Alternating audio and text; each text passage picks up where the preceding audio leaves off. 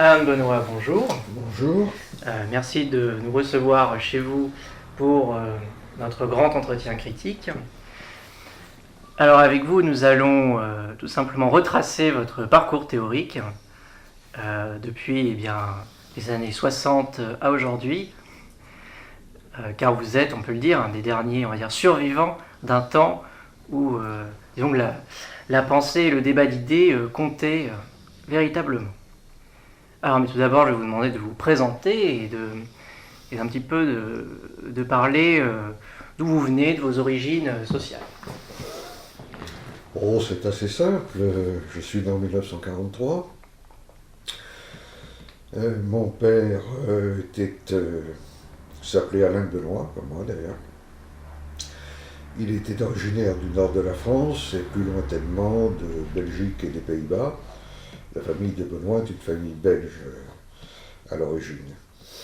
Et ma mère était moitié bretonne, moitié normande, et provenait au contraire de milieux très populaires. Voilà.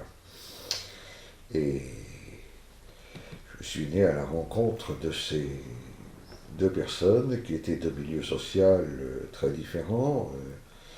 Un milieu d'un côté issu d'une vieille noblesse traditionnelle, classique, et de l'autre d'un milieu d'ouvriers, de paysans, selon la formule. Et j'ai apprécié l'un et l'autre. J'ai apprécié l'un et l'autre, peut-être le côté populaire plus encore que l'autre, mais quand je l'ai écrit dans mes mémoires, j'étais rétrospectivement assez content de ne pas avoir majoritairement dans mes ascendants des gens représentatifs de la bourgeoisie classique. Voilà. Maintenant, qu'est-ce que je peux vous dire d'autre sur mes origines? Je suis né à côté de Tours, dans la banlieue de Tours, à Saint-Symphorien. Je suis venu m'installer avec mes parents quand j'avais 6 ans à Paris, et je suis resté depuis cette date-là à Paris. J'ai fait des études au lycée Montaigne, et ensuite au lycée Louis-Grand, puis à la Sorbonne et à la faculté de droit. Et j'ai fait aussi une année de Sciences Po, mais ça n'a pas été plus loin. Voilà. Très bien. Alors, passons rapidement dans le vif du sujet. Alors, nous nous situons en 1968, et alors, juste avant mai, Ouais. et vous fondez successivement d'abord la revue Nouvelle École, puis le Grèce, qui donnera, enfin, dont la revue, on va dire, sera peut-être élément, on peut le dire. Et alors, dans quel donc contexte créez-vous ces organismes? Alors, quelques petites précisions d'abord. J'ai créé effectivement la revue Nouvelle École, tout à fait en janvier 68, donc quelques mois avant les événements du mois de mai. Je n'ai pas créé une Grèce, j'ai été parmi ceux qui l'ont créé. C'était un travail plus collectif. Et par ailleurs, la revue Éléments est apparue en 1972, mais très vite, elle s'est émancipée du Grèce. Je veux dire qu'elle a cessé, elle n'a été que pendant quelques numéros l'organe de cette association culturelle. Et c'est devenu très vite un magazine qui a pris son envol, qui paraît toujours aujourd'hui, Nouvelle École aussi d'ailleurs, et Élément qui s'est récemment doté d'une nouvelle formule, a trouvé un public très varié. Alors, dans quelles circonstances? Quand j'étais très jeune, c'est-à-dire 15, 16, 17 ans, j'ai participé à des activités de la droite radicale, dans le cadre principalement d'un petit mouvement qui s'appelait la Fédération des étudiants nationalistes, dont le patron était François Lorcival, futur rédacteur en chef et directeur de Valeurs Actuelles, aujourd'hui membre de l'Institut. Donc tout ça nous amène dans une période un peu préhistorique. Ce qu'il faut retenir, c'est que c'était l'époque de la guerre d'Algérie, donc une époque extrêmement dure, violente, très politisée. Je me souviens que lorsque j'étais en classe de philo, au moins 90% des étudiants, des élèves, étaient membres d'un parti politique. Hein, aujourd'hui, je crois que c'est même pas 1%. Donc, vous voyez, à tous égards, c'est une autre époque. Donc, on a changé, évidemment, complètement de contexte. Donc, j'avais eu cette expérience, qui était un engagement très radical, très exigeant aussi. J'étais passé par l'école militante, comme beaucoup de gens avant moi. J'en avais tiré beaucoup de profit, mais en même temps, je m'étais aperçu assez vite que ce combat politique ne débouchait pas sur grand-chose, qu'il consistait surtout à répéter des slogans ou des idées toutes faites qui me paraissaient finalement pas si tenables que ça. Et d'autre part, mon tempérament, je dirais, d'amateur d'idées, d'intellectuel, a commencé à se révéler et à s'imposer. Ce qui fait qu'aux alentours de 1967-68, j'ai décidé à la fois de rompre avec cette droite radicale, de rompre avec la politique, au sens où je n'avais pas du tout l'intention dans ma vie d'être un acteur de la vie politique, je restais bien sûr un observateur, et mon idée à cette époque-là, c'était qu'il fallait refonder en quelque sorte une pensée, une conception du monde, une construction théorique d'ensemble intéressant toutes les branches du savoir, de la connaissance, etc. Le titre Nouvelle École est d'ailleurs un petit peu parlant, il s'agissait au fond bien de cela, de créer une nouvelle école de pensée. Même si le titre Nouvelle École était aussi de manière indirecte une référence à l'œuvre de Georges Sorel, qui m'avait déjà marqué à cette époque-là, puisque Sorel avait appelé la Nouvelle École le courant de pensée dont il avait été le principal théoricien. Donc voilà dans quelle disposition d'esprit j'étais, très jeune, 21, 22 ans peut-être. L'idée que, ben oui, il fallait en quelque sorte repartir à zéro et créer une école de pensée. Et puis après, cette école de pensée a trouvé des relais, le GRES s'est créé, des sections se sont mises en place dans les différentes villes universitaires, et puis il y a eu toute la série habituelle des colloques, des réunions, des conférences, des universités d'été, des revues, des livres, des maisons d'édition, et tout ce qui constitue un courant de pensée en général. Voilà. Ça, c'est le cadre le plus général, si vous voulez, pour cette période-là, qui va de 66-68 jusque vers 75 à peu près. Oui, c'est vous-même qui le dites, c'est avant tout un combat métapolitique, donc un refus de toute action politique. Oui, la métapolitique est une formule que j'avais adoptée à cette époque-là, est un mot qui a souvent été mal compris parce que certains ont cru que la métapolitique, c'était faire de la politique autrement. Hein.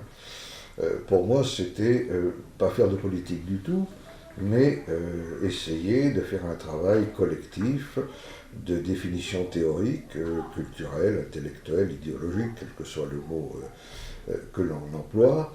J'avais évidemment en tête l'exemple de l'école de Francfort, par exemple, en Allemagne.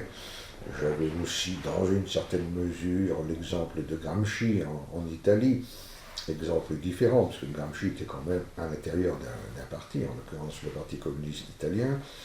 Mais j'avais essayé de faire comprendre à des jeunes gens qui avaient eu le même parcours militant que moi dans leurs très jeunes années, que tout cela c'était sympathique, mais que ça ne menait pas, ça ne menait un peu nulle part, que les idées, il fallait les repasser au crible, dire on a mécaniquement soutenu telle et telle idée, est-ce que vraiment elle en vaut la peine, est-ce qu'il faut l'abandonner, dans quelle voie faut-il s'engager.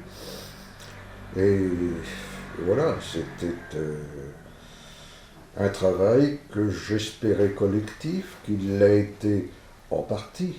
Mais bien entendu, il faut qu'apparaissent des talents, des centres d'intérêt, des œuvres et des hommes capables de les produire. Alors, un petit éclaircissement, le terme nouvelle droite, Oui. si j'ai bien compris, ne vient pas de vous. Non, pas du tout. Ça n'a jamais été une autodésignation au départ.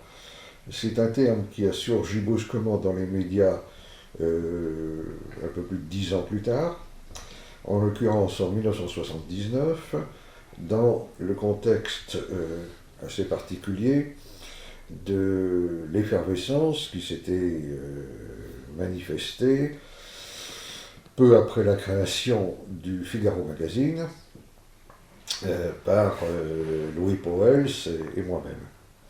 Alors, il faut expliquer que à cette époque-là, le Figaro était propriété de Robert Hersant. Hersant avait eu l'idée de faire un supplément de fin de semaine, comme le faisaient certains journaux anglais ou américains, et il avait confié ce projet à Louis Pauwels. Louis Pauwels suivait avec un intérêt passionné les initiatives de ce qu'on allait appeler la nouvelle droite.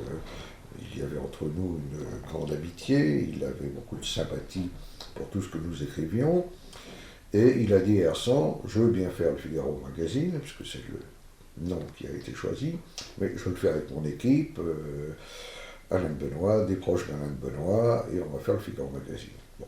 C'est comme ça que ça s'est fait, et c'est un succès commercial, puisqu'on a frôlé le million d'exemplaires quand même. C'était vraiment un des très grands succès de presse.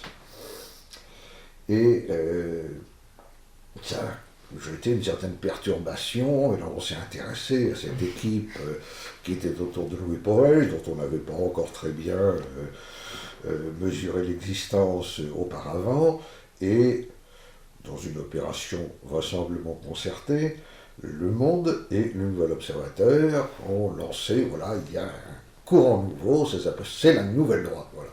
Et cette étiquette de nouvelle droite, évidemment, elle est restée, et une fois qu'une telle étiquette est lancée, il est assez difficile de s'en débarrasser, parce que ça colle un peu à la peau.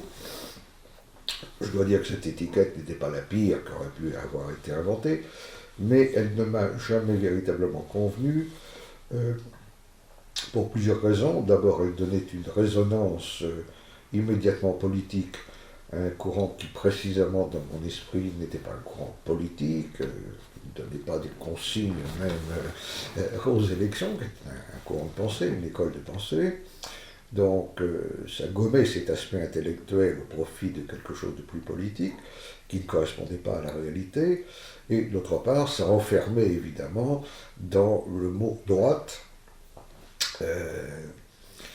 avec toutes ces équivoques. Évidemment, j'ai eu l'occasion beaucoup d'écrire sur la droite, la gauche, les différentes droites, les différentes gauches, et j'ai eu aussi l'occasion de dire que moi, je ne me suis jamais reconnu pleinement dans une famille de droite, quelle qu'elle soit.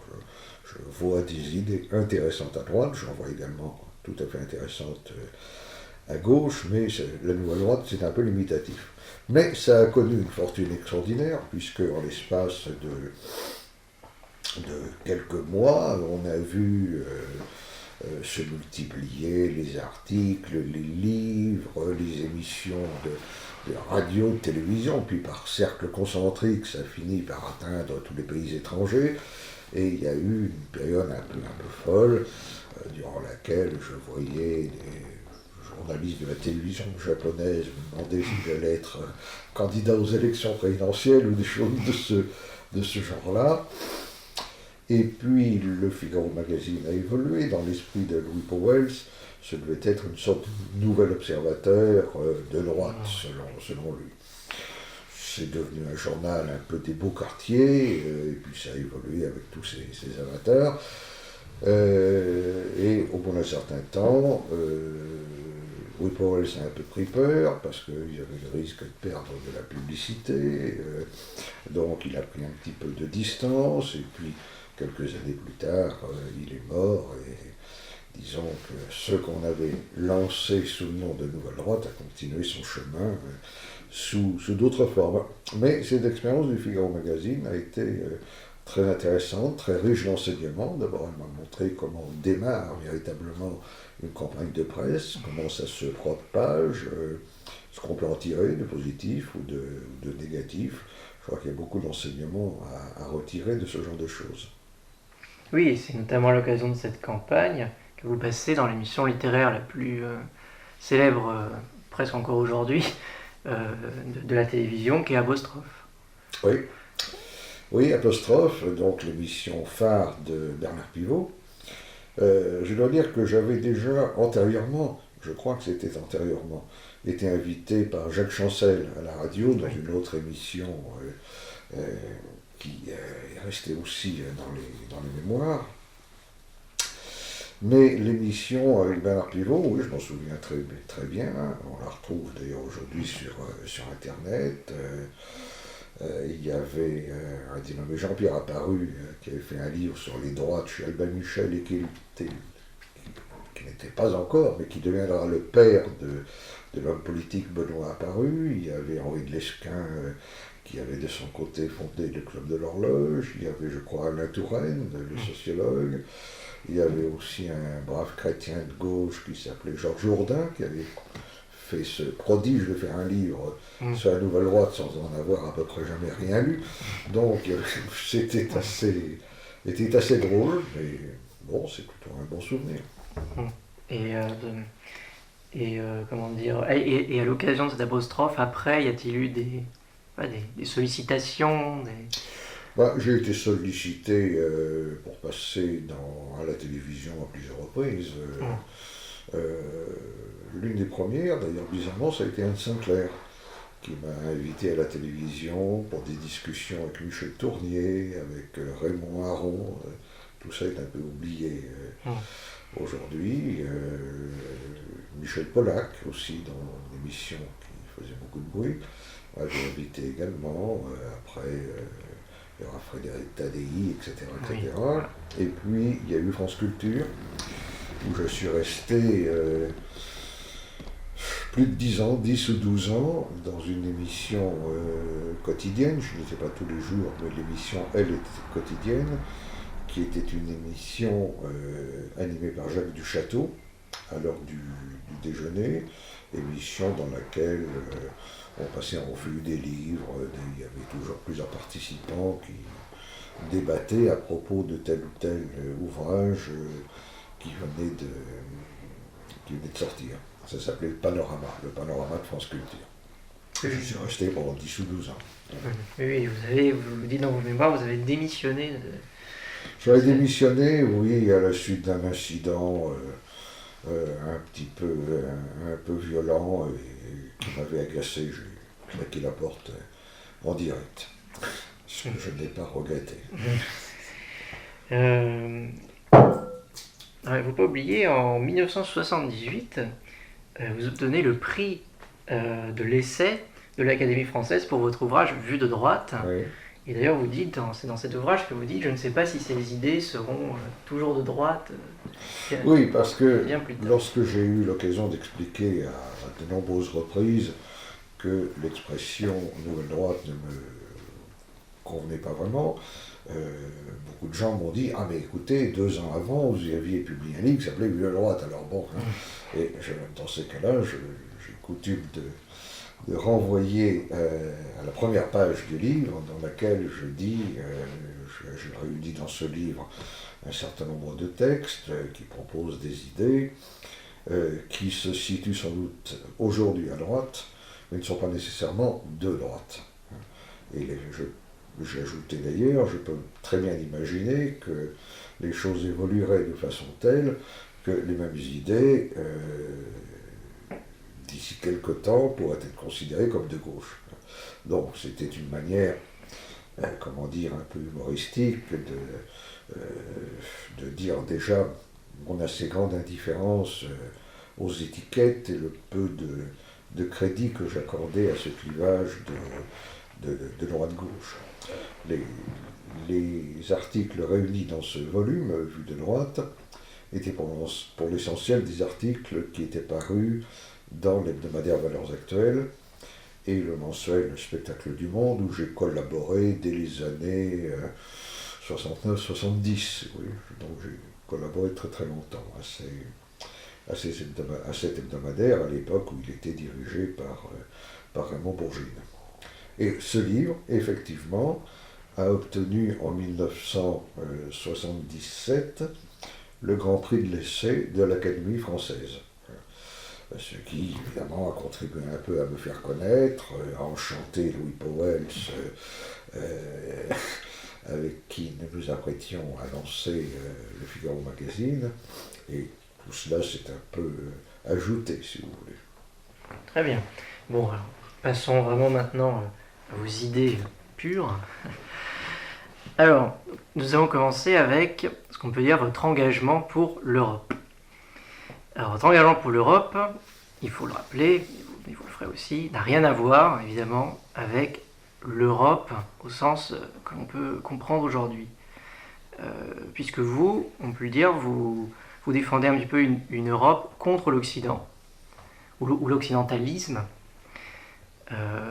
et vous reconnaissez plus dans des figures comme celle de Johannes Althusius, Guy Hérault ou Denis de Rougemont. Alors, est-ce que vous pouvez développer ? Oui, il y a plus, comment dire, il faut peut-être nuancer un petit peu tout ça. Disons que très tôt, très jeune, je me suis senti très européen. Je ne me suis jamais situé dans un débat purement franco-français. Je me suis senti très européen, ne me demandez pas pourquoi, c'est simplement par sentiment, par des lectures certainement, sans doute aussi beaucoup par des voyages. J'ai toujours énormément voyagé et avant de découvrir le monde entier, je me suis d'abord beaucoup promené en Europe, au nord et au sud, et j'ai toujours eu le sentiment que, au-delà des réalités nationales qui sont incontestables et durables, il y a quand même une certaine unité de la culture européenne appréhendée sur la longue durée, c'est-à-dire à partir de l'Antiquité et même au-delà. Ce sentiment-là ne m'a jamais abandonné, mais vous avez raison de dire que l'Europe c'est une chose, l'actuelle Union européenne c'en est une autre. Il est très dommage d'ailleurs qu'aujourd'hui, pour faire bref, on dise toujours l'Europe, alors qu'on pense à l'Union européenne, alors que, à mon avis, j'ai été très critique vis-à-vis de l'Union européenne. Je pense que son principal défaut, c'est justement d'avoir discrédité l'Europe. Il y a encore une trentaine d'années, il y a une grande espérance sur la construction européenne. L'Europe apparaissait comme une solution à beaucoup de choses. Puis aujourd'hui, l'Europe apparaît comme une sorte de problème supplémentaire parce que l'Union européenne s'est engagée dans une voie que je trouve très contestable et accumule aujourd'hui l'impuissance et la paralysie. Et évidemment, lorsque j'ai critiqué le processus de construction européenne tel qu'il a pu se mettre en place à partir du traité de Rome, j'ai porté plusieurs critiques.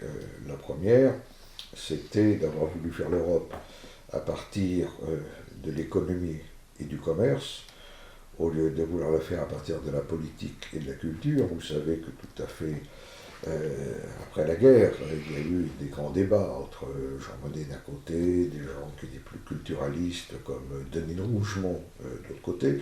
C'est le point de vue de Monnet qui l'a emporté, ce que je trouve dommage. L'idée de Jean Monnet et de la plupart des pères fondateurs, c'était que si on resserrait suffisamment les liens économiques et commerciaux entre les pays européens, par une sorte d'effet de cliquet, on passerait tout naturellement d'une sorte de citoyenneté économique à une sorte de citoyenneté politique, ce qui n'a jamais faut bien dire ce qui n'a jamais marché. La seconde critique que j'ai toujours fait à l'Union européenne, c'est d'avoir été non pas fédérale, comme on le dit aujourd'hui très abusivement, mais au contraire plutôt jacobine, c'est-à-dire de s'être construite à partir d'une instance de Bruxelles, la Commission de Bruxelles, qui décide d'en haut, hein, au lieu de partir au contraire, conformément au principe de subsidiarité, tout à fait à partir de la base.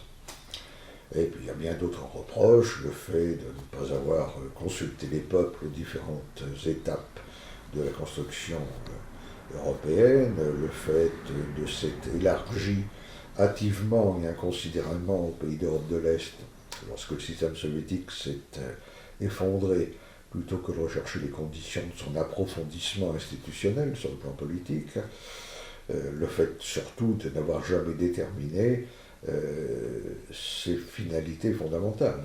Parce que finalement, on retombe toujours sur la question éternelle, est-ce qu'on veut faire une Europe marché ou est-ce qu'on veut faire une Europe puissance? Une Europe puissance, qui à ma préférence évidemment, implique une certaine autonomie par rapport notamment aux États-Unis d'Amérique, implique également d'un point de vue géopolitique des frontières qui soient précises. Donc, c'est ajouté à cela par la suite la crise de l'euro et tout ce que l'on a vu. Aujourd'hui, la crise qu'on appelle pudiquement des migrants. Et par conséquent, je trouve l'Union européenne très critiquable. Mais je ne suis pas de ceux qui confondent l'Union européenne avec l'Europe et tirent de leur critique des institutions européennes actuelles un motif à revenir à un modèle souverainiste de l'État-nation qui, à mon avis, appartient lui aussi dans une large mesure au passé et qui était déjà en crise d'ailleurs dès les années 30. Oui, d'ailleurs, l'idée du régionalisme, justement, est donc quelque chose qui vous... Oui, donc ce qui fait que je me suis progressivement, ça ne s'est pas fait tout de suite, mais progressivement rallié au modèle fédéraliste. Fédéraliste plus que fédéral, je pense au fédéralisme intégral de gens comme Robert Aron, pas confondre avec Raymond Aron, Alexandre Marc, Denis Drougemont et des gens de ce type-là. Et dont le grand précurseur, effectivement, dans l'histoire, c'est Johannes Althusius, peu connu en France et pourtant auteur tout à fait essentiel, aussi essentiel que Hobbes et Rousseau certainement. Donc voilà, c'est la raison pour laquelle j'ai pris position pour cette Europe fédéraliste, dont on ne voit pas pour l'instant comment elle pourrait véritablement se mettre en place, tout en professant des sentiments qui, eux, ont toujours été très européens. Et donc, à la chute de l'Union soviétique, d'ailleurs, vous dites bien que maintenant, c'est pas forcément le nouvel ennemi, mais l'ennemi de l'Europe, c'est les États-Unis. J'ai toujours été critique des États-Unis depuis longtemps. Ça n'a pas toujours été bien compris. Il y a une époque qui était celle de la guerre froide, où l'antisoviétisme était la chose la mieux partagée du monde.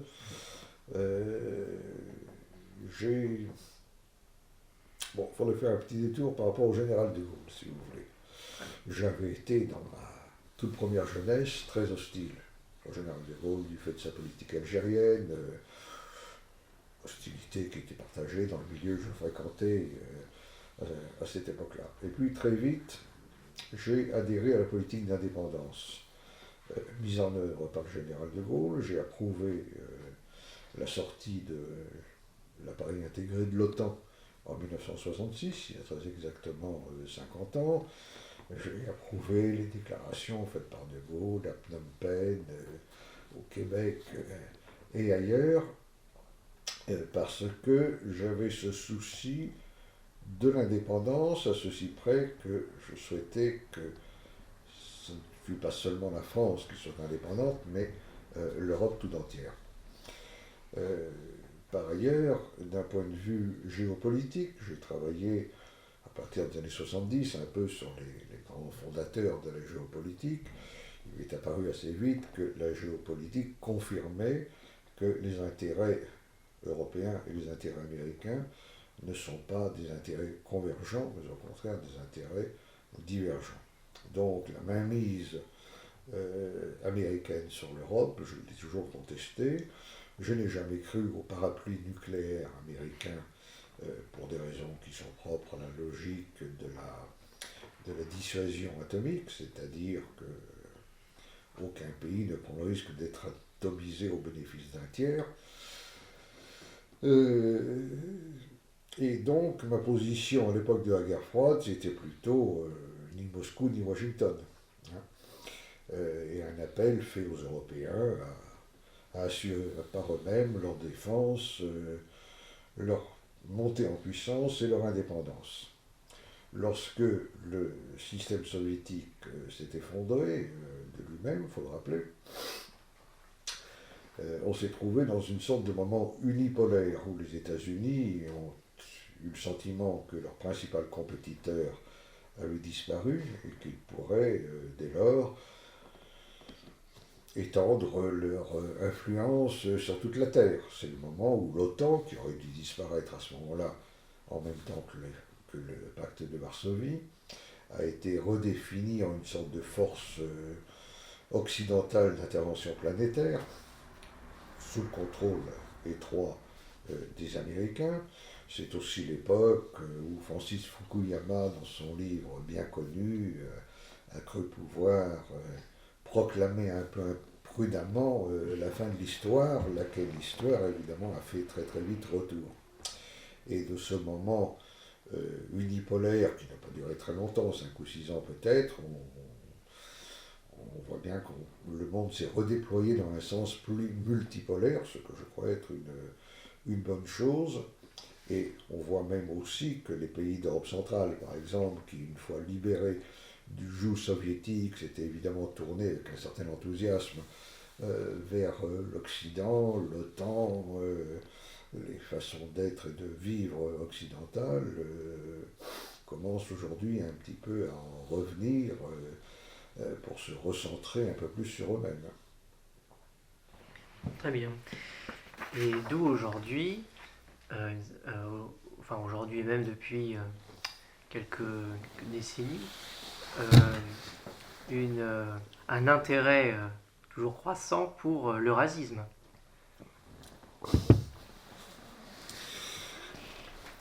Il y a une vieille question qui est de savoir comment se situe la Russie par rapport à l'Europe. Il y a beaucoup de gens qui considèrent que, bon, maintenant que l'hypothèque communiste est levée, il est temps de reconnaître que la Russie fait partie de l'Europe. Je ne suis pas un spécialiste de la Russie, loin de là, j'y suis allé à plusieurs reprises, et je n'ai pas ce sentiment.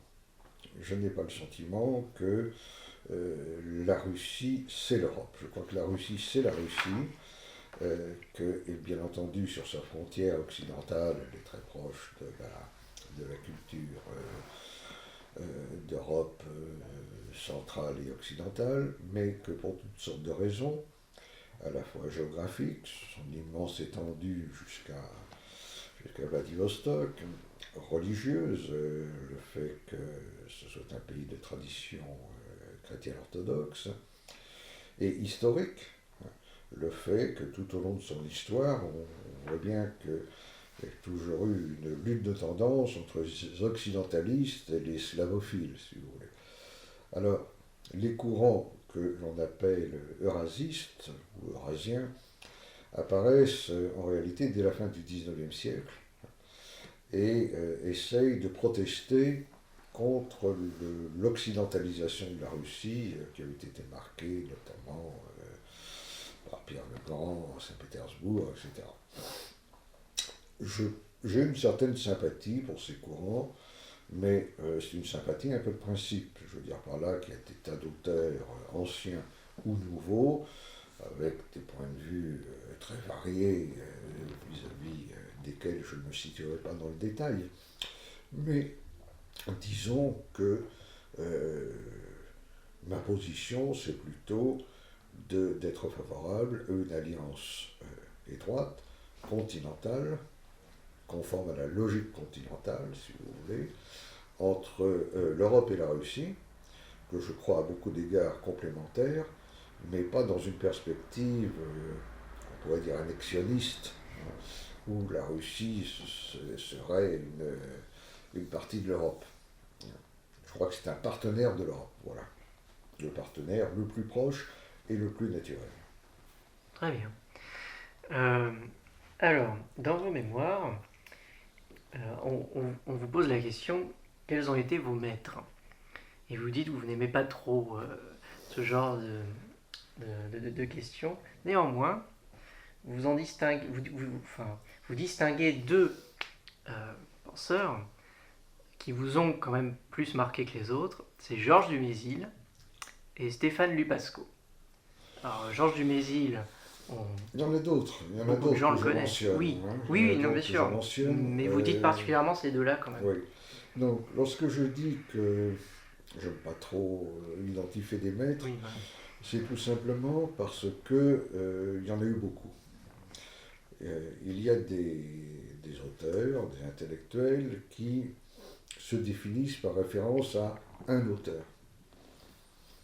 Vous êtes freudien, jungien, marxiste, maurassien, que sais-je. Bon, vous avez un maître qui est pris comme le modèle un peu de la perfection, qui est censé avoir tout vu, tout compris avant les autres. Bon, moi, je n'ai jamais raisonné comme ça. Simplement, il faut distinguer deux choses. Il faut distinguer les gens qu'on a lus et les gens qu'on a connus. Bien entendu, les deux peuvent se recouper. Mais alors, il y a les gens que j'ai lus qui m'ont beaucoup impressionné, mais que je n'ai pas connus, tout simplement parce qu'ils étaient parfois morts depuis bien longtemps. Et puis, il y a ceux que j'ai eu la chance de rencontrer, de fréquenter pendant un certain temps. Alors, vous en citez deux. C'est deux auteurs évidemment complètement différents. Ils n'avaient qu'un seul point commun, c'était une urbanité parfaite et une gentillesse extrême. C'était des hommes d'un style un peu disparu, disons, aujourd'hui. Georges Dumézil était un spécialiste d'histoire des religions, spécialiste des religions indo-européennes, des cultures indo-européennes, qui était un esprit assez prodigieux parce que je crois qu'il parlait 30 ou 40 langues, vivantes et mortes, et il a fait des travaux qui ont parfois été contestés d'ailleurs, mais qui sont quand même d'une érudition assez phénoménale, je ne vais pas les énumérer. Il se trouve que j'ai écrit à plusieurs reprises sur Georges Dumézil, qu'il a souhaité me voir, et on est devenu assez proches. Et je lui avais consacré un numéro de la revue Nouvelle École, à une époque où il n'était pas encore très célèbre. Il était méconnu, je pense. Et ce numéro avait fait un petit peu de bruit. Et je me souviens que peu après la sortie de ce numéro, Jean Mistler, qui était le secrétaire général perpétuel, comme on dit, de l'Académie française, était venu me voir en disant on voudrait bien que Georges Dumézil entre à l'Académie française, mais beaucoup d'académiciens ne le connaissent pas, tout simplement. Est-ce que vous pourriez leur envoyer ce numéro de Nouvelle École qui présente... Alors, bon, évidemment, j'ai envoyé le numéro à tout le monde, et puis Georges Dumézil, pressenti, a fait sa campagne, et il a donc été élu à l'Académie française. Il m'avait invité à être là le jour de son élection, et je suis resté en relation avec lui jusqu'à la fin de sa vie. C'était un homme vraiment extrêmement délicieux et admirable. Et évidemment, la matière qu'il traitait, c'est-à-dire la matière indo-européenne. Il faut rappeler que les Indo-Européens, c'est une notion d'abord linguistique. La notion de race indo-européenne, ça ne veut rien dire. Était pour moi importante parce que, compte tenu d'abord de mon goût, j'ai toujours eu un goût très grand pour l'Antiquité, l'archéologie, les choses un peu qui nous ramènent vers la proto-histoire. Indépendamment de cela, l'accent mis sur les peuples indo-européens qui ont donné naissance aux peuples européens historiques, principaux, romains, grecs, celtes, germains, baltoslaves, etc. Ces peuples, évidemment, constituent un peu l'arrière-plan de l'histoire européenne, de l'unité européenne, de la civilisation européenne. C'est un peu quelque chose qui fonde cette civilisation. Lorsque l'on dit les Grecs, les Grecs et les Latins, les Germains, les Celtes, ils ont quelque chose en commun. Qu'est-ce qu'ils ont en commun? Ils ont en commun de provenir d'une matrice historique, religieuse et culturelle commune. Et le grand mérite de Georges Dumézil, c'est justement d'avoir établi que les religions indo-européennes étaient gouvernées par ce qu'il appelait une idéologie, pour rentrer dans son langage, une idéologie tripartite ou trifonctionnelle, qui établissait une hiérarchie naturelle entre la souveraineté, la force militaire et la fécondité. Et ces trois fonctions qui a été le modèle de toute son œuvre, mais vous connaissez cela. Donc j'ai été très heureux d'être en relation avec lui jusqu'à sa mort, parce que cette évocation d'un monde ancien, s'étendant sur 2 ou 3 millénaires, constituait effectivement la toile de fond des sentiments que je pouvais avoir vis-à-vis de l'Europe. Alors Lupasco, c'est tout à fait autre chose. Lupasco était un Roumain d'origine, émigré, installé à Paris, qui était à l'origine à la fois un philosophe et un physicien, et un spécialiste de philosophie des sciences, qui avait créé tout un système qui a influencé énormément de gens, depuis Bessarab Nicolescu jusqu'à Edgar Morin, en passant par bien d'autres chercheurs, observateurs. Bon, c'est pas très facile, j'ai écrit plusieurs articles sur Lupasco, mais décrire sa pensée en quelques mots, c'est pas tout à fait évident. C'est amusant parce que chez Dumézil, on a le système des trois fonctions, et chez Lupasco, il y a aussi un système ternaire comme ça. Lupasco mettait notamment l'accent sur l'espèce de dialectique d'actualisation et de potentialisation. Sa thèse, c'était que tout ce qui s'actualise dans le monde potentialise la puissance inverse, qui va grandir jusqu'à s'actualiser elle-même et engendrer la potentialisation d'autre chose. Bon, là je vous renvoie à ce que j'ai pu écrire sur Lupasco. Je ne sais plus très bien dans quelles circonstances, d'ailleurs, je l'ai connu. Je l'ai connu très tôt. On avait publié un entretien avec lui dans Nouvelle École, peut-être dès 1970. Donc c'est très, très, très ancien. Lui aussi était très intéressé par ce que nous faisions. C'était un personnage absolument charmant, qui a toujours eu ses admirateurs inconditionnels, je dirais, mais en même temps qui n'a jamais été très, très connu du grand public. En particulier, je dirais aujourd'hui, il est certainement très oublié. Sinon, dans quelques milieux un peu marginaux, il y a eu récemment quelques colloques qui lui ont été consacrés. On a peut-être réédité quelques-uns de ses livres, comme Les Trois Matières, par exemple. Mais bon, Lupasco n'a jamais été... comment dire, connu, il n'a jamais été très, très connu des foules, c'est évident. Ce qu'on a appelé à nous à droite est sans doute la seule école de pensée qui s'est vraiment intéressée à Lupasco de façon tout à fait désintéressée, parce que ses travaux sont le domaine de la physique théorique, il serait difficile d'en tirer des prolongements politiques, n'est-ce pas? Oui. Alors, restons un peu dans le domaine épistémologique. Alors, très tôt, dans Nouvelle École, on peut y voir une influence de la part de ce qu'on a appelé le positivisme logique. Mhm. Et puis, petit à petit, vous vous en êtes un petit peu, disons, séparés. Euh, alors, justement, pourquoi le positivisme logique et pourquoi, au fur et à mesure, cette séparation? Alors, là aussi, il y a plusieurs choses qui sont intervenues. Il faudrait faire un détour d'abord vis-à-vis de la religion. J'ai été élevé, comme la plupart des Français, dans la religion catholique. Mes parents étaient modérément pratiquants. J'avais une grand-mère, au contraire, un peu extravagante, très dévote, et qui m'a beaucoup influencé parce que elle avait été, dans sa jeunesse, la secrétaire du sociologue Gustave Le Bon. Elle avait écrit dans des revues de l'époque comme les Annales, la Revue Bleue, des choses comme ça. Et elle m'a beaucoup apporté sur le plan artistique, culturel, littéraire en particulier.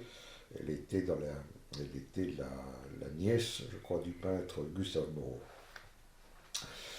Et il se trouve que, comme bon nombre d'adolescents avant moi, je me suis détaché complètement de la religion d'une manière un peu polémique, justement par opposition à cette fameuse grand-mère. Et le passage en classe de philo a eu, comme d'autres, je suppose, un rôle assez décisif chez moi.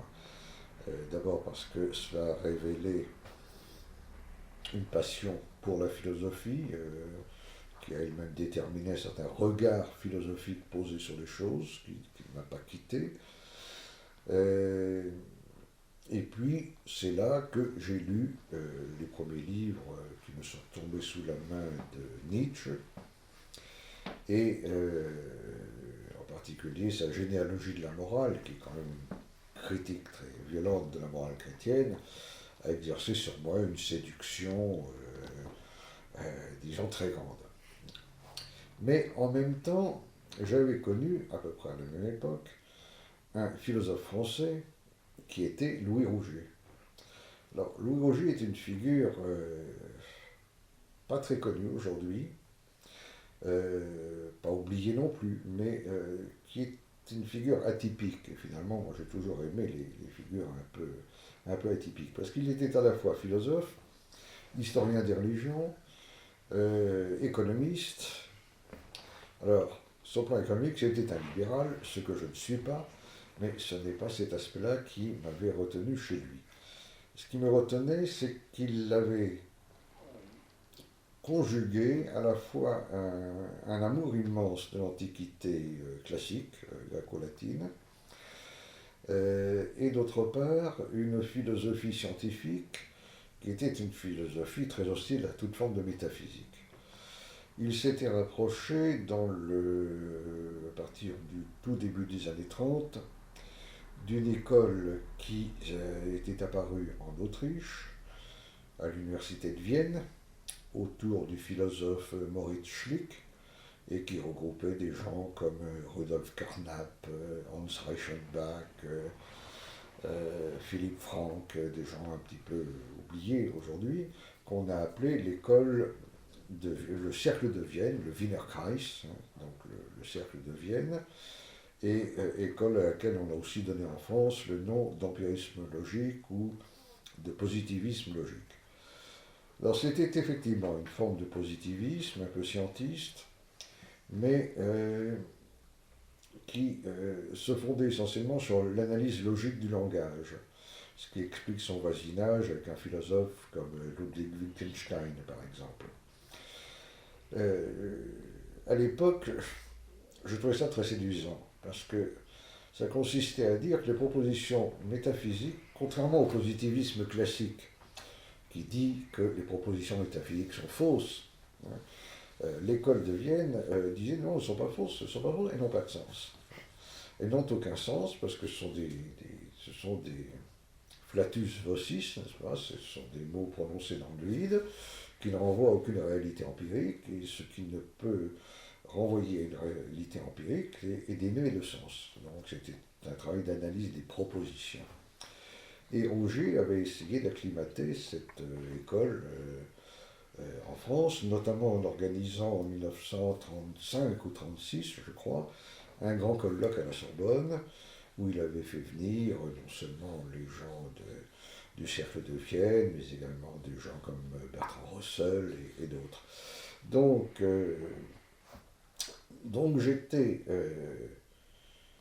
comment dire, intellectuellement pris entre deux écoles, ou deux courants qui étaient totalement opposés sur le fond, mais qui me séduisaient l'une et l'autre de par leur critique de la métaphysique. D'un côté, il y avait le courant nietzschéen, disons, hein, philosophie de la vie, etc. Et puis de l'autre, ce courant positiviste très hostile à la métaphysique. Bon, il est évident que on ne pouvait pas fusionner les deux, et que très vite, c'est plutôt la faiblesse des théories scientistes ou positivistes qui m'est apparue très grande, malgré la séduction qu'avait pu exercer sur moi cette pensée extraordinairement décapante, n'est-ce pas? Donc, je me suis éloigné assez vite, mais tout en gardant un intérêt pour cette école, mais alors là, disons que c'est plutôt l'historien des idées qui s'est mobilisé. J'ai d'ailleurs toujours eu l'idée, que je n'ai pas réalisée jusqu'à présent, de faire un livre sur Rouget, ou un livre sur Rouget et l'empirisme logique. Que la vie de Rouget est très intéressante. Hein. C'est un homme qui a toujours été en marge de tous les courants dans lesquels il se trouvait, ce qui a été difficile à vivre. Il n'a jamais pu enseigner à Paris, il a enseigné à Besançon, il a enseigné à Caen à la fin de sa vie, il a enseigné à Genève, à Alger, au Caire. Pendant la guerre, il était aux États-Unis. C'est un curieux personnage et j'avais beaucoup d'affection pour lui parce que il s'intéressait à ce que je faisais quand j'étais jeune homme, avec beaucoup d'indulgence, avec sa femme, me recevait chez lui, etc., etc. Donc j'ai gardé toujours une certaine affection pour lui, mais je me suis en effet dégagé de l'empirisme logique et de toutes ces choses-là. L'influence de Nietzsche a été plus durable, mais en même temps, elle a cédé, c'est ce que j'explique dans mes mémoires, le jour où j'ai commencé à travailler sérieusement sur la pensée de Martin Heidegger, dans la critique qu'il fait, Heidegger, de la pensée de Nietzsche m'a assez convaincu. Voilà. Donc je continue à mettre Nietzsche assez haut, il faut bien le dire, mais je mets Heidegger encore sur une marche au-dessus. Et puis évidemment bien d'autres auteurs, mais il est sûr qu'aux alentours de, quand j'avais 25-26 ans peut-être, j'ai eu incontestablement une phase positiviste. J'en ai gardé d'ailleurs un certain goût de l'exactitude, un certain intérêt pour les sciences en général, que ce soit les sciences de la physique ou les sciences de la vie. La philosophie des sciences m'a toujours beaucoup intéressé, mais dans une méthode qui précisément n'est pas scientiste. Et puisque nous parlions de Lupasco, ben voilà Lupasco qui était lui un philosophe des sciences, mais qui se situait dans une toute autre perspective que celle d'un scientisme un peu rassis.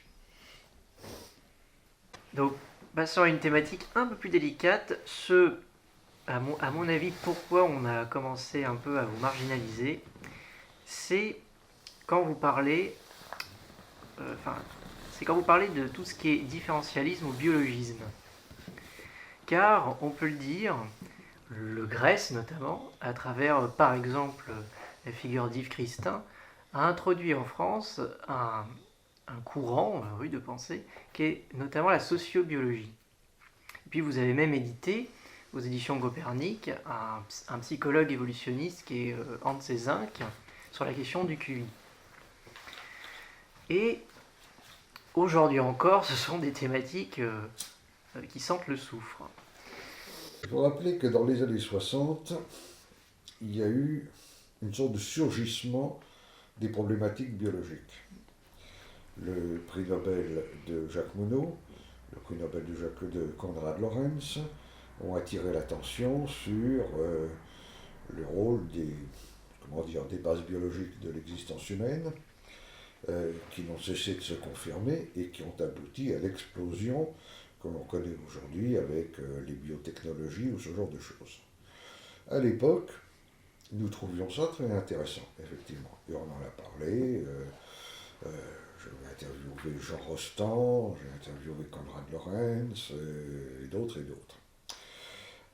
Maintenant, il y a aussi eu la problématique du quotient intellectuel, c'est-à-dire des bases biologiques de l'intelligence, de l'héritabilité de l'intelligence, qu'il ne faut pas confondre avec l'hérédité de l'intelligence.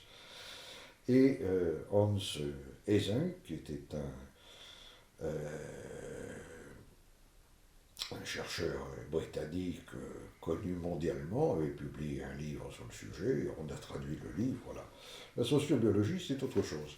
Et contrairement à ce que vous indiquez, nous n'avons jamais collectivement œuvré pour la sociobiologie. Parmi les collaborateurs d'Éléments, il y a quelqu'un qui est un biologiste et un journaliste scientifique qui s'appelle Yves Christen, dont vous avez mentionné le nom, qui a été rédacteur en chef de la revue La Recherche, et qui lui a trouvé la sociobiologie très intéressante. Il a publié un livre sur la sociobiologie, je crois que c'était aux éditions Albin Michel. Moi, j'ai toujours été beaucoup plus réservé. Mais cette réserve, il faut peut-être l'expliquer.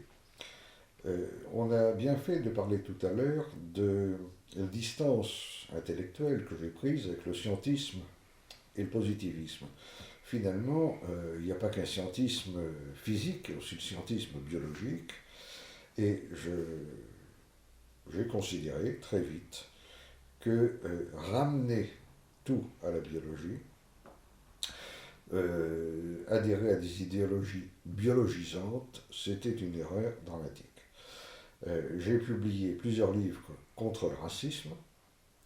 J'ai publié de nombreux écrits sur le darwinisme social, c'est-à-dire une idéologie biologisante qui, au fond, conforte le libéralisme dans ses principaux présupposés. Et j'avais été très frappé, puisque je m'étais entre-temps affirmé comme un adversaire du libéralisme, de voir que la littérature d'inspiration sociobiologique faisait un usage immense de notions économiques. Il n'était question que de coûts, de bénéfices, d'adaptation, d'utilité, etc. Et par conséquent, étant donné que j'avais entrepris une critique assez rigoureuse de l'utilitarisme, de l'axiomatique de l'intérêt et toutes ces choses-là, nécessairement, je ne pouvais pas adhérer à la sociobiologie elle-même. Mais je ne confonds pas cette sociobiologie, je dirais, idéologisée, avec l'étude de ce qu'on appelle aujourd'hui la psychologie évolutionnaire, l'étude des bases biologiques du comportement, des bases biologiques de la vie humaine. Je veux dire, l'homme est un vivant, c'est un produit de la théorie de l'évolution comme les autres animaux. Il n'y a pas une évolution pour les animaux ou une évolution pour l'homme. Donc, autant je crois tout à fait nécessaire de reconnaître la dimension biologique de la nature humaine, autant je crois erroné de ramener la vie sociale à des schémas purement biologiques. J'ai publié d'ailleurs, il n'y a pas très longtemps, un petit livre qui s'appelle La place de l'homme dans la nature, qui est je dirais, se situe dans le cadre d'une polémique amicale avec Yves Christen, justement.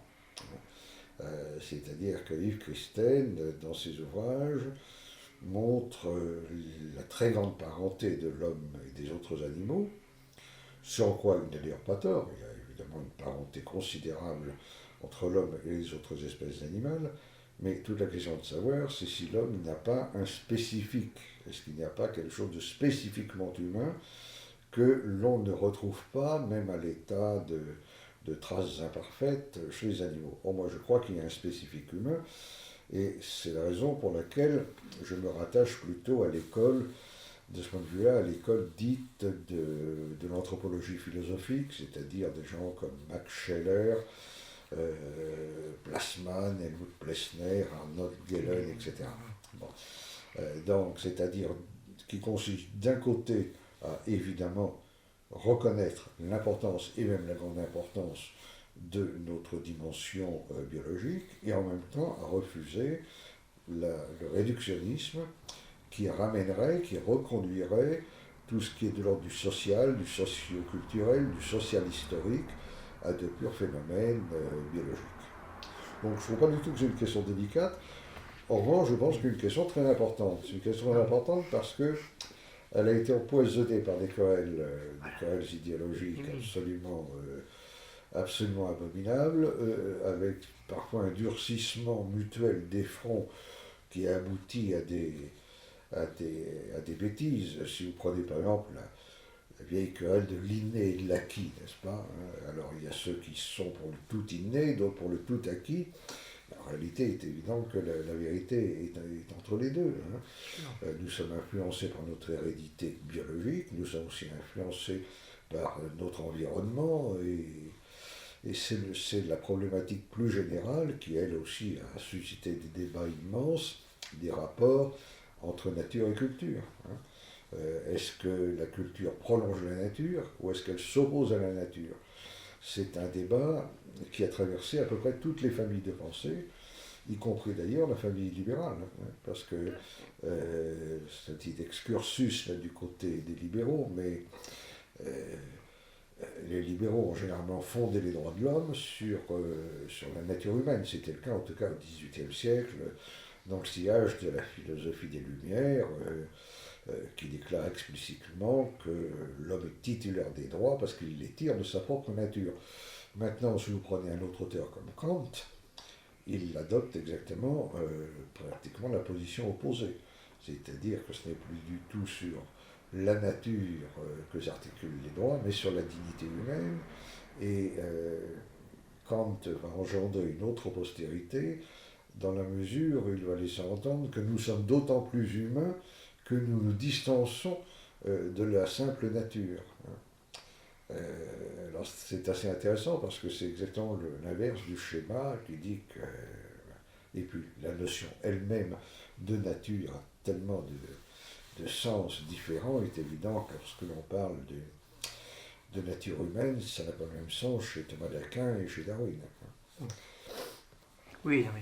Non, mais c'est un débat passionnant. Oui. Moi, j'ai publié beaucoup de choses là-dessus, justement par désir d'être précis.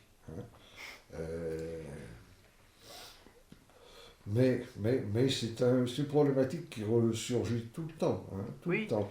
D'ailleurs, tout récemment encore, avec la querelle autour de la théorie du genre, on l'a vu directement ressurgir finalement. Est-ce que l'identité sexuelle doit tout à notre sexe au sens biologique et physiologique, ou est-ce que l'identité sexuelle est une construction sociale, etc. etc. Bon, je pense que là aussi, la réponse raisonnable, c'est qu'il faut tenir compte des deux. Malheureusement, chacun tire un peu un bout de la corde. Et un petit peu dans la continuité, vous êtes aussi d'ailleurs toujours situé un petit peu dans la lignée d'un aspect d'un grand penseur non pas oublié, mais dont cet aspect est un peu oublié, qui est Lévi-Strauss, avec, on va dire, un peu le différentialisme, toute la notion donc de l'ethno-différentialisme. Et là aussi, on peut dire que... Je n'ai jamais, contrairement à ce qui a pu être écrit ici ou là, je n'ai jamais fait grand usage de ce terme d'ethno-différentialisme, dont je ne sais pas très bien exactement ce qu'il veut dire. Si c'est pour dire qu'il y a des différences, oui, il y a des différences. Et je trouve que les différences sont plutôt une bonne chose, plutôt que la suppression des différences. D'où le fond de ma critique dirigée contre les idéologies universalistes qui visent à réduire, voire à éradiquer les différences, que ce soit les différences ethnoculturelles, linguistiques, dans les modes de vie, dans les valeurs partagées entre les sexes et que sais-je. Mais Lévi-Strauss est un auteur que j'ai lu avec beaucoup d'attention, et c'est assez intéressant, d'ailleurs c'est là où on voit qu'il y a eu une certaine évolution du climat intellectuel. Rétrospectivement, si on employait l'expression qui n'existait pas à l'époque de politiquement correct, on pourrait dire que au tournant des années 60-70, Claude Lévi-Strauss était très politiquement correct, était considéré comme celui qui avait le mieux répondu au racisme, et dans ses petits livres, Race et Histoire et Race et Culture, notamment en conférence à l'UNESCO, etc. Donc il était le grand théoricien de l'antiracisme, et par conséquent, était très bien vu. Et puis, les choses ont évolué de telle manière qu'aujourd'hui, on s'avise que l'antiracisme incontestable de Lévi-Strauss ne reposait pas sur l'espoir de faire disparaître les différences entre les peuples, mais au contraire de les maintenir et d'amener les différents peuples à respecter mutuellement leurs différences, mais également à légitimer leur droit ou leur liberté de faire en sorte que ces différences se maintiennent. Ce qui fait que les mêmes qui disaient le plus grand bien de Lévi-Strauss il y a 30 ans, aujourd'hui, sont beaucoup plus réservés. Ce qui est assez intéressant. Moi, ma position vis-à-vis de Lévi-Strauss n'a jamais changé. Alors, passons à un autre aspect de votre parcours, avec en 81, je crois, la sortie d'un ouvrage « Comment peut-on être païen ?» Car c'est une autre de votre caractéristique, c'est votre critique historique, on va dire, du christianisme. Alors, oui, j'ai évoqué déjà tout à l'heure le goût que j'ai toujours eu depuis l'enfance, je pourrais dire, pour la proto-histoire, l'Antiquité. D'où cet intérêt que j'ai porté par exemple aux travaux de Dumézil sur les religions indo-européennes. Donc j'ai très tôt été conscient qu'il y avait eu un avant et un après le christianisme en Europe, que le christianisme n'a pas débarqué comme ça dans un continent qui n'avait pas de spiritualité, pas de religion, pas de culte, etc., mais qu'il a supplanté des religions que par commodité on appelle païenne, même si le terme, il faut s'en souvenir, est à l'origine péjoratif. Disons les religions pré-chrétiennes, tout simplement. Mon attitude critique vis-à-vis de la métaphysique en général et de la métaphysique chrétienne en particulier, l'influence qu'avait pu avoir Nietzsche, celle de Rougier, celle de Dumézil, évidemment, se sont conjuguées. Et comme je me suis aussi toujours beaucoup intéressé à l'étude des origines chrétiennes, c'est un sujet, je dirais, sur lequel je me suis penché toute ma vie durant. J'ai lu un nombre absolument énorme de choses sur les origines chrétiennes, la vie de Jésus, les premiers siècles, etc. J'ai fait ce livre qui s'appelle « Comment peut-on être païen ?», qui n'a pas toujours été bien compris parce qu'il est très clair que mon intention avec cet ouvrage n'était pas du tout de recréer le paganisme ou de susciter ou de légitimer des cultes bizarroïdes où l'on verrait des sacrifices à Zeus ou à Apollon, ou des druides en chemise de nuit à aller couper le gui en forêt de Fontainebleau. Non, ma démarche était purement intellectuelle, elle correspondait tout à fait à mon tempérament, mais je m'étais interrogé sur ce fait objectif qu'est la lutte d'influence qui a opposé le christianisme et le paganisme.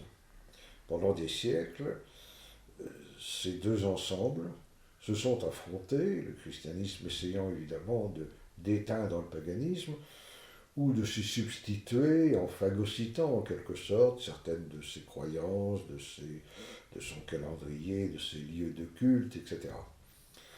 Et le sujet du livre, c'était au fond de répondre à la question « Où sont les différences ?» Est-ce que la différence, c'est seulement la différence du mono et du poly, c'est-à-dire du monothéisme ou du polythéisme, un dieu ou plusieurs dieux, ou est-ce que les différences, ça va au-delà et même bien au-delà? Et ma réponse, oui, ça va bien au-delà, c'est-à-dire qu'entre la religion chrétienne d'un côté prises dans ces différentes variantes et les religions de l'Europe pré-chrétienne, il y a des différences très fortes qui ne tiennent pas seulement au nombre des divinités, mais à la différence entre l'éthique et la morale, le regard porté sur le monde, l'attitude devant la vie, la conception de l'histoire, l'histoire linéaire ou histoire cyclique. Et donc c'était une sorte d'inventaire théologique, pourrait-on dire, dans lequel je ne cachais pas que ma sympathie allait plutôt vers les religions de l'Antiquité que vers le christianisme, et que, pour dire les choses avec une formule, je me sentais plus à l'aise chez Homère, chez Marc Aurèle, que chez Saint Paul et Saint Augustin. Alors, dans cette foulée, si l'on peut dire, j'ai fait quelques autres livres. J'ai fait des livres d'histoire religieuse. J'ai fait un livre qui s'appelle L'éclipse du sacré, qui est autour de la notion de sacré, qui est un livre qui a été publié à la Table Ronde et qui se présente comme un dialogue critique avec un auteur catholique qui était le philosophe Thomas Molnar, qui est aujourd'hui décédé, mais on avait eu un échange qui avait donné naissance là aussi à un livre. Très bien. Alors passons maintenant à un autre gros morceau de votre œuvre, qui est, vous l'avez d'ailleurs un petit peu évoqué tout à l'heure, votre critique du libéralisme. Alors est-ce que votre critique du libéralisme a été dès le début, ou elle est apparue progressivement ? Tout apparaît progressivement dans la vie, c'est jamais tout d'emblée. Il faudrait quelque chose de très miraculeux pour ça. Simplement, quand on se penche rétrospectivement, on peut trouver peut-être des choses qui aiguillaient dans telle ou telle direction. Voilà ce que l'on peut dire sans tomber dans une psychanalyse facile. Le goût de l'Antiquité dont je parlais va de pair avec une certaine conception éthique et esthétique de la vie. Tout ne se ramène pas à l'esthétique, mais elle compte. Et elle compte aussi dans la critique d'une certaine modernité, qui est perçue comme la montée du règne de la laideur et de la médiocrité, le philistinisme bourgeois, si vous voulez, qui a inspiré quantité d'auteurs du genre Flaubert et quelques autres. Donc, à la fois de par mes goûts, de par mes origines familiales, je n'ai jamais beaucoup aimé la bourgeoisie en tant que classe sociale, mais surtout en tant que cette classe était porteur de valeurs qui lui étaient propres. Et les valeurs qui lui étaient propres, on le voit bien par la façon dont s'est opérée l'ascension des classes bourgeoises dans l'histoire, essentiellement au détriment à la fois des valeurs aristocratiques et des valeurs populaires. Et principalement par le biais de l'enrichissement et de l'argent. Donc j'ai très tôt eu une détestation, je crois qu'il faut accepter ce terme, détestation de l'argent, et détestation de tout ce qui va avec, c'est-à-dire l'enrichissement, l'intérêt, l'opportunisme qui va avec l'intérêt, l'axiomatique de l'intérêt, une économie purement de l'ordre du quantifiable. Et évidemment, comme par ailleurs, d'un point de vue philosophique, j'étais aussi en désaccord avec les présupposés de la philosophie des Lumières, tout ça ne me mettait pas tout à fait dans les meilleures dispositions d'esprit vis-à-vis du libéralisme, que j'ai analysé comme l'idéologie, d'abord comme une idéologie bourgeoise, donc une idéologie tournée vers l'exploitation des classes populaires, mais également étrangère aux valeurs aristocratiques. Et donc j'ai été très critique de la modernité sous cet angle. Critique qui est empruntée, dans certains cas, des auteurs de droite, de temps en temps des auteurs de gauche. J'ai beaucoup pratiqué Karl Marx depuis une dizaine d'années, et je suis totalement revenu de mon anti-marxisme de jeunesse. Je ne suis pas devenu marxiste pour autant, mais disons plutôt marxien. Je trouve qu'il y a chez Marx des intuitions absolument géniales, que ce soit sur la réification des rapports sociaux, sur la logique du capital, sur le fétichisme de la marchandise, enfin toutes ces choses. Et donc j'ai fusionné un petit peu cela pour une critique du libéralisme dans sa dimension à la fois philosophique, économique, anthropologique, etc. Voilà. Et comme c'est aujourd'hui, me semble-t-il, l'idéologie véritablement dominante, quand je dis véritablement dominante, je veux dire au sens philosophique du terme, c'est pas la peine de m'objecter qu'en France les prélèvements sociaux sont très élevés. Je crois que l'anthropologie libérale, c'est-à-dire l'idée d'un homme essentiellement producteur et consommateur qui est légitimé à maximiser en permanence son meilleur intérêt personnel, à maximiser son utilité matérielle, me paraît être quand même l'idée la plus communément reçue dans le monde où nous vivons. Et d'ailleurs, votre critique du libéralisme, on peut dire, va aussi de pair avec votre lecture d'un penseur que vous aimez beaucoup, qui est Carl Schmitt. Oui, Carl Schmitt, à sa façon, est évidemment un grand auteur libéral. Il a plus attaqué la philosophie politique du libéralisme, ou plus exactement, il a attaqué l'aptitude des libéraux à comprendre ce qu'est le politique. Carl Schmitt va même assez loin, puisqu'il dit qu'il n'y a pas de politique libérale. Lorsque les libéraux font de la politique, en fait, ils sortent déjà de leur cadre par définition. Le libéralisme, c'est une idéologie économiste, fondée sur une mentalité économiste qui ne peut s'imposer qu'au détriment du politique, ce qui, dans une certaine mesure, est assez exact. Car l'une des grandes caractéristiques du politique, c'est son indétermination. Je veux dire par là que quand on est dans une situation politique, les choix que l'on peut faire sont variables en fonction des contingences, des valeurs, des critères. Aucun d'eux ne s'impose objectivement. Tandis que les libéraux ont une tendance invincible à considérer qu'il y a une objectivité intrinsèque aux choses. Et que par conséquent, dans le domaine de la politique, la meilleure solution, c'est de considérer que les problèmes politiques sont des problèmes techniques pour lesquels il n'y a qu'une seule solution rationnelle. Schmitt dit au contraire, non, il y a toujours la possibilité de trancher dans différentes directions. C'est la raison pour laquelle il donne un si grand rôle à la notion même de décision.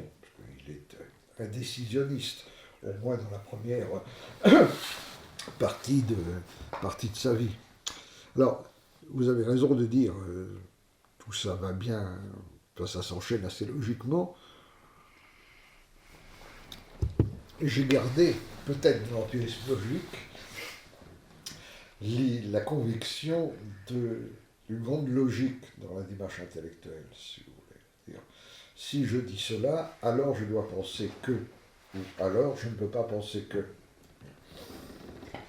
Et j'ai essayé, effectivement, dans mon système de pensée, de fusionner par exemple à propos du libéralisme, des arguments qui viennent d'auteurs de droite ou d'auteurs de gauche.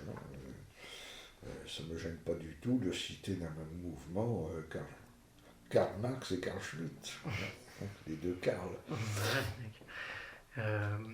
Oui, et puis même avec par exemple l'empirisme logique, le libéralisme a une épistémologie individualiste, subjectiviste, tandis que l'empirisme logique fait prévaloir le tout sur... Bien sûr, non, mais il est, bien que j'ai absolument répudié ce positivisme, il est resté quand même quelques quelques points forts, si vous voulez. Une critique notamment de la subjectivité, mais alors qui, elle, va trouver son prolongement chez Heidegger. Heidegger dit que la logique du monde moderne, c'est la métaphysique de la subjectivité. Lorsqu'on voit aujourd'hui comment, à la faveur de telle ou telle polémique, la théorie du genre, il y a une espèce d'aspiration des individus à ce que leurs fantasmes, leurs désirs ou leurs sentiments subjectifs soient reconnus par l'État et fassent l'objet d'une procédure de reconnaissance institutionnelle et judiciaire. On voit bien aussi à quel point la subjectivité a débordé, y compris dans ses formes les plus vulgaires et les plus basses, de la manière de s'épancher, de se mettre en scène par le biais de Facebook, des réseaux sociaux, de la télé-réalité, du voyeurisme de masse, que sais-je.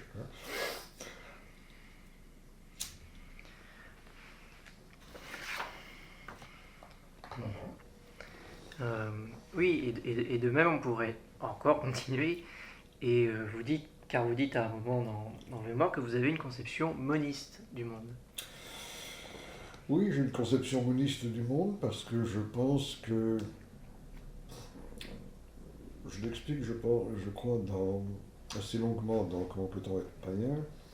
Je crois que la grande caractéristique du christianisme, mais également d'un certain platonisme, c'est le dualisme. Alors, attention, ce n'est pas un dualisme radical comme les gnostiques ou les manichéens, mais c'est le dualisme qui résulte du fait que entre l'être du monde et l'être qu'est Dieu, il y a un espace infranchissable, même si Dieu est dans le monde.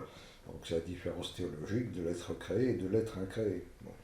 Et cette distinction, pour moi n'a précisément tout à fait aucun sens. Donc je suis dans une perception moniste de la vie et de l'univers, mais bien entendu un monisme qui laisse la place largement ouverte au déploiement des multiplicités, de la diversité, et qui est hostile à la réduction ad unum. Alors, la Nouvelle Droite aujourd'hui, où ça en est? Alors, d'abord, l'expression Nouvelle Droite tend à être un petit peu oubliée, ce qui me paraît une excellente chose, d'autant plus que cette expression Nouvelle Droite a été reprise dans le monde entier pour désigner des choses absolument qui n'ont rien à voir avec elle. Je citerai pour mémoire la New Right aux États-Unis, qui est évidemment le contraire de ce qu'on appelle la Nouvelle Droite en France. Non, en revanche, si l'étiquette s'efface, la substance est toujours là. Je dirais même que c'est quand même beaucoup développé ces dernières années, en profitant d'une conjoncture qui sont de plus favorable que ce n'était le cas il y a, disons, 20 ou 25 ans. La revue Nouvelle École que j'ai lancée en 68 paraît toujours, la revue Crisis que j'ai lancée en 88 paraît toujours, le magazine Éléments est en kiosque désormais tous les 2 mois, 100 pages tout en couleur, très jolie formule, les conférences, les colloques, les livres, les brochures, tout ça s'est beaucoup développé.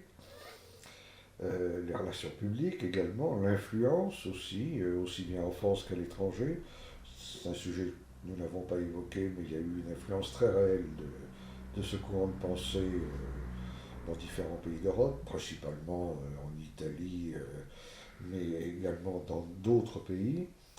Et je dirais que ça se porte bien, mais vous savez, c'est toujours le verre à moitié vide, à moitié plein. Ce que je crois important, c'est d'une part la continuité. Il n'y a quand même pas beaucoup d'écoles de pensée qui ont duré plus d'un demi-siècle. C'est beaucoup. Et deuxièmement, c'est le renouvellement. L'âge moyen des gens qui font éléments aujourd'hui, c'est 25-30 ans. Ce qui veut dire qu'ils n'étaient pas nés quand élément a été créé. Donc ça, c'est aussi un élément de la durée, de la continuité et dans le sens du renouvellement. Mais sinon, écoutez, il sort toujours beaucoup de choses, voilà. Il sort toujours beaucoup de choses. Eh bien, merci beaucoup. Merci de m'avoir forcé d'entreprendre ce petit survol qui est la limite de tout survol, mais qui a au moins un avantage, c'est de montrer l'articulation qui peut se faire dans ces différents centres de réflexion et d'intelligence.